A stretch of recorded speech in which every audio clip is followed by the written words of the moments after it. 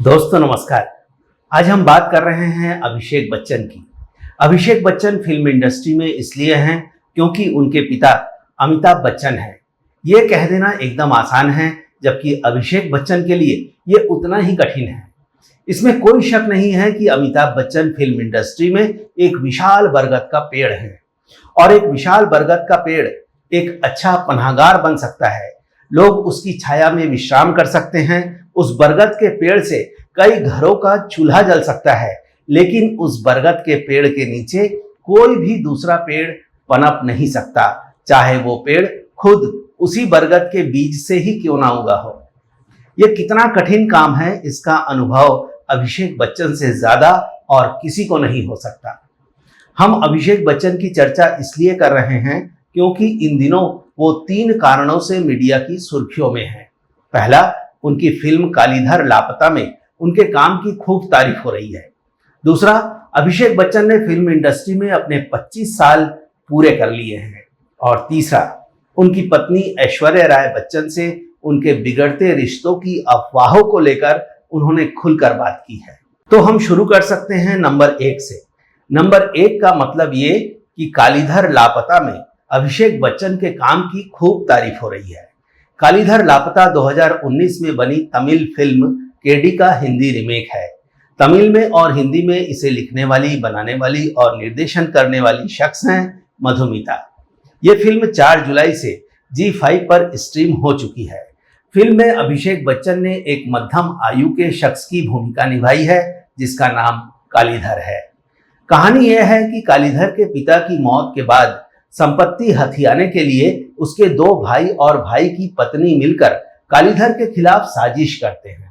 पहले उसे बीमार बताकर अस्पताल में ही मार डालने की कोशिश की जाती है, लेकिन कालीधर बच जाता है तो उसे एक धार्मिक मेले में ले जाकर छोड़ दिया जाता है। वैसे कालीधर को भूलने की भी बीमारी है, पर मेले में खो जाने के बाद भी वो ढूंढता हुआ अपने परिजनों के पास तक पहुंच जाता है।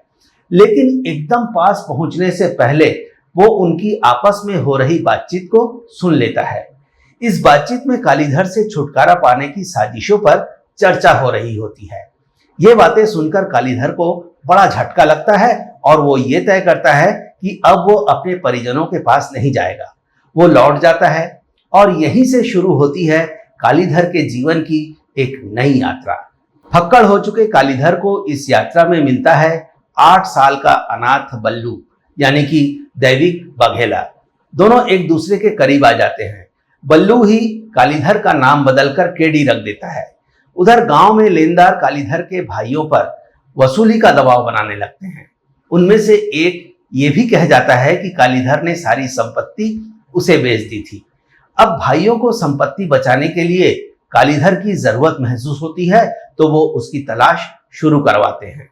सुबोध यानी कि मोहम्मद जिशान अयूब, जो पहले से कालीधर की तलाश में लगा होता है, कालीधर के भाई अब उसकी मदद लेते हैं। वो उसे अपने घर बुलाते हैं और कालीधर की तस्वीर उसे देते हैं। इस बीच कालीधर और बल्लू एक लिस्ट तैयार करते हैं कि उन्हें क्या क्या करना है और कैसे जीवन में स्थापित होना है। इसी सिलसिले में वो मीरा यानी कि निम्रत कौर से मिलने पहुंचते हैं। इस तरह से घुमावदार रास्तों से होकर ये कहानी सुखद अंत की ओर आगे बढ़ने लगती है। फिल्म की स्क्रिप्ट राइटिंग कमाल की है। तेज रफ्तार नहीं होने के बाद भी फिल्म की कहानी को लेकर दर्शकों में उत्सुकता बनी रहती है कि कालीधर और बल्लू की जोड़ी आगे क्या करने वाली है। और देखा जाए तो फिल्म की जान बल्लू पर ही है, क्योंकि अगर कहानी से बल्लू को हटा दिया जाए तो फिल्म में बाकी कुछ भी खास नहीं रह जाता है। फिल्म बनाई ही ऐसी गई है कि इसमें अभिषेक बच्चन और दैविक बाघेला के अलावा बाकी किरदारों को हाईलाइट नहीं किया गया है। फिल्म का सकारात्मक पक्ष ये है कि यह फिल्म सब कुछ खोकर भी फिर से जिंदगी जीने की उम्मीद और आशा की बात करती है। फिल्म के कुछ संवाद बड़े ही अच्छे बन पड़े हैं। मसलन मंदिर हो या शमशान, फूलों का काम तो चलता ही रहेगा ना। फिल्म में कालीधर के भाइयों को घोर लालची या विलेन की तरह नहीं दिखाया गया है, बल्कि पारिवारिक हालात और कालीधर की बीमारी पर धन खर्च करने की असमर्थता के चलते वो कालीधर से छुटकारा पाना चाहते हैं। पर आखिरकार एक दिन जायदाद के लिए उन्हें कालीधर की जरूरत भी पड़ती है। तमिल फिल्म में कालीधर की उम्र 80 साल थी, जबकि हिंदी में इसे 45 साल के आसपास का दिखाकर कहानी में कुछ बदलाव किया गया है। पर यह बदलाव गलत नहीं लगता है। कालीधर के किरदार को जीवन प्रदान करने में अभिषेक बच्चन ने कोई कसर नहीं छोड़ी है। अभिषेक ने कालीधर को पूरी तरह से आत्मसात कर लिया है, पर उन्होंने कुछ अलग हटकर काम नहीं किया है। सपाट चेहरा नजर ना आ जाए इसलिए दाढ़ी बढ़ाकर काम चलाया गया है।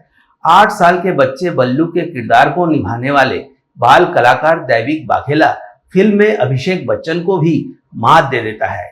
संवाद अदायगी हो या एक्सप्रेशन, दैविक का कोई जवाब नहीं है।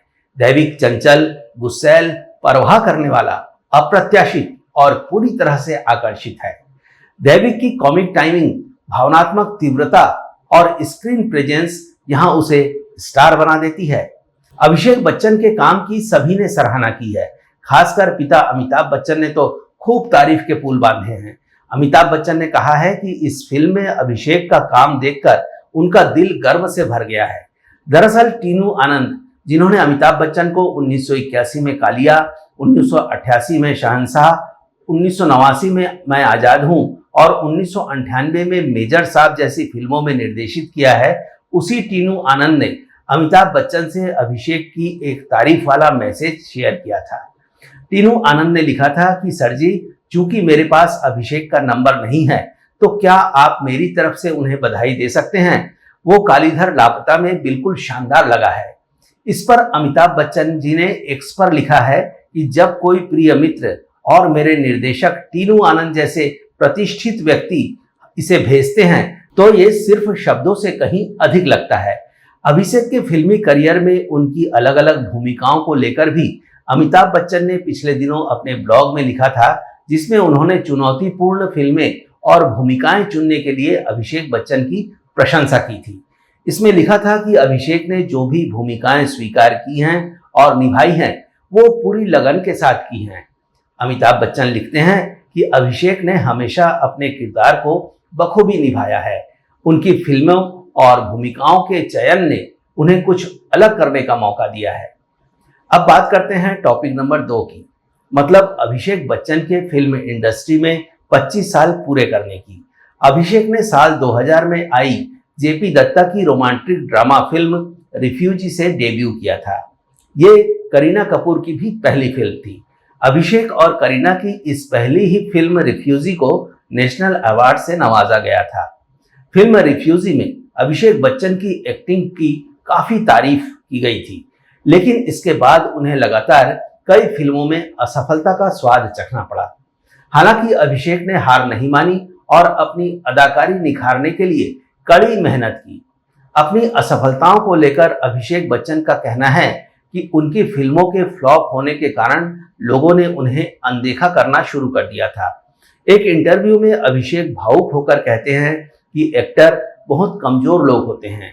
वो कहते हैं कि फिल्मी एक्टर बाहरी रूप से बहुत साहसी होने का दिखावा तो करते हैं, लेकिन अंदर से एक डरे हुए बच्चे की तरह होते हैं। एक तरफ तो आप मान्यता की तलाश में रहते हैं, वहीं कहीं बाहर जाने पर आपको पहचाने ना जाने का भी डर रहता है। उन्होंने कहा कि वो वास्तव में किसी भी अभिनेता के लिए ये उम्मीद करते हैं कि उसे दोनों का अनुभव मिलना चाहिए, तभी वो एक्टर हर हालात के महत्व को समझना सीखता है। अभिषेक बच्चन अपना अनुभव शेयर करते हुए कहते हैं कि मैं ऐसे स्थानों पर गया हूं जहां कोई भी आपकी तरफ मुड़कर नहीं देखता। मैं होटल की लॉबी में गया हूं और इससे कोई फर्क नहीं पड़ा। मुझे उम्मीद थी कि इससे फर्क पड़ेगा क्योंकि मैं एक फिल्म स्टार हूं। आप होटल की लॉबी में जाते हैं और उम्मीद करते हैं कि कोई ऑटोग्राफ लेने आएगा या कोई सेल्फी खिंचवाने के लिए रिक्वेस्ट करेगा, लेकिन जब कोई भी ऐसा नहीं करता है तो आपको निराशा होती है। आप इस निराशा को निगल जाते हैं और आगे चलते रहते हैं। इसके कुछ महीनों बाद ही धूम जैसी कोई फिल्म रिलीज होती है और आप मेरिट में आ जाते हैं तो उसी लॉबी में ठहराव आ जाता है। लोग आपको देखते ही उछल पड़ते हैं। अब आप अपने काम को महत्व देने लगते हैं क्योंकि लॉबी का दूसरा रूप भी आपने देखा हुआ है। उसी रूप को आप फिर से नहीं देखना चाहते हैं, इसलिए आप ज्यादा मेहनत करते हैं। अभिषेक बच्चन का मानना है कि सफलता की नींव विफलता की जमीन पर ही रखी जाती है। अपनी पहली फिल्म रिफ्यूजी को याद करते हुए अभिषेक बच्चन कहते हैं कि एक फिल्मी परिवार से आने के कारण आपको आसान अवसर या शुरुआती मौके आसानी से मिल सकता है, लेकिन ये इंडस्ट्री में सफलता या स्थिर काम की गारंटी नहीं देता। फिल्मी बैकग्राउंड के बाद भी हर अभिनेता को खुद को साबित करना होता है। उसे अपनी योग्यता, प्रतिभा और नसीब के साथ दर्शकों का लगातार समर्थन चाहिए होता है, तभी वो कोई स्थान बना पाता है। अभिषेक बताते हैं कि उन्हें पहली फिल्म पाने में भी काफी दिक्कतों का सामना करना पड़ा, क्योंकि उनके पिता अमिताभ बच्चन थे। अमिताभ बच्चन की लेगेसी इतनी बड़ी थी कि कोई भी डायरेक्टर अभिषेक को लॉन्च करने का रिस्क नहीं उठाना चाहता था। अभिषेक कहते हैं कि उन्हें खुद अपने पिता के बारे में तब पता चला जबकि उन्हें अपनी पहली फिल्म रिफ्यूजी मिल गई। तब पता चला कि इंडस्ट्री में को स्टार और बाकी क्रू मेंबर के बीच मेरे पिता अमिताभ बच्चन का क्या क्रेज है। अब बात करते हैं टॉपिक नंबर 3 की, यानी कि अभिषेक बच्चन और उनकी पत्नी ऐश्वर्या के बीच रिश्तों के टूटने की अफवाहों को लेकर अभिषेक ने क्या कहा। फिल्म कालीधर लापता में बेहतरीन काम करने से सुर्खियों में आए अभिषेक बच्चन ने इस फिल्म को लेकर कई इंटरव्यूज दिए। इनमें उनसे उनके पारिवारिक मामलों पर भी सवाल किए गए। कुछ महीनों पहले ही खबरें आ रही थी कि अभिषेक और ऐश्वर्या के बीच सब कुछ ठीक नहीं चल रहा है। यहाँ हम आपको एक बात बता दें कि दिल्ली के एक बड़े मशहूर अस्पताल के एक डॉक्टर ने कहा था कि पति पत्नी के रिश्तों में तकरार होना एक आम बात है, जबकि असामान्य बात यह है कि किसी जोड़े के बीच तकरार ना हो, उनमें आपस में लड़ाई ना हो। पति पत्नी के इस रिश्ते से फिल्मी सितारे भी अछूते नहीं हैं। तो जब अभिषेक से सवाल पूछा गया तो उन्होंने कहा कि तलाक की खबरें केवल अफवाह हैं। वैसे आपको बता दें कि अभिषेक अपनी पत्नी को लेकर सार्वजनिक रूप से ज्यादा कुछ बोलते नहीं हैं। 2016 में उन्होंने एक इंटरव्यू में कहा था कि ऐश्वर्या बहुत प्यारी और ध्यान रखने वाली महिला है, वो कभी ऊंची आवाज में बात नहीं करती। अभिषेक ने आगे कहा था कि आपको कुछ बहुत गलत करना पड़ेगा, तब जाकर ऐश्वर्या का मूड खराब होगा, वो इतनी शांत स्वभाव की है। आपको बता दें कि फिल्म 2.5 अक्षर प्रेम के सेट पर अभिषेक ऐश्वर्या के बीच दोस्ती पनपी थी। दोनों के बीच रोमांस 2005-2006 की फिल्म उमराव जान की शूटिंग के दौरान शुरू हुआ था। अभिषेक ने न्यूयॉर्क में फिल्म गुरु के प्रीमियर के बाद ऐश्वर्या राय को प्रपोज किया था। उन्होंने 20 अप्रैल 2007 को शादी कर ली थी। अब उनकी एक प्यारी सी बेटी है जिसका नाम आराध्या है और वो आज अपनी मम्मी से भी लंबी है। अभिषेक बच्चन ने हाल ही में एक पॉडकास्ट में बताया कि ऐश्वर्या से उनकी पहली मुलाकात स्विट्जरलैंड में हुई थी। वो अपने पिता अमिताभ बच्चन की फिल्म मृत्युदाता के लिए लोकेशन की रेकी करने के लिए स्विट्जरलैंड गए थे। उस समय वहां उनके मित्र बॉबी देओल और ऐश्वर्या की फिल्म और प्यार हो गया की शूटिंग चल रही थी। जब अभिषेक सेट पर पहुंचे तो बॉबी देओल ने उन्हें डिनर पर बुलाया।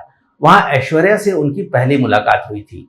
अभिषेक ने बताया कि ऐश्वर्या ने बाद में उन्हें बताया कि मेरे अंग्रेजी में ब्रिटिश एक्सेंट होने की वजह से वो मेरी कोई भी बात ठीक से समझ नहीं पाई थी। तो दोस्तों, अभिषेक बच्चन पर इस खास एपिसोड में आज इतना ही। हम फिर हाजिर होंगे आपके लिए फिल्मी दुनिया से इसी तरह की कई और मजेदार और रोचक जानकारियां लेकर। नमस्कार दोस्तों।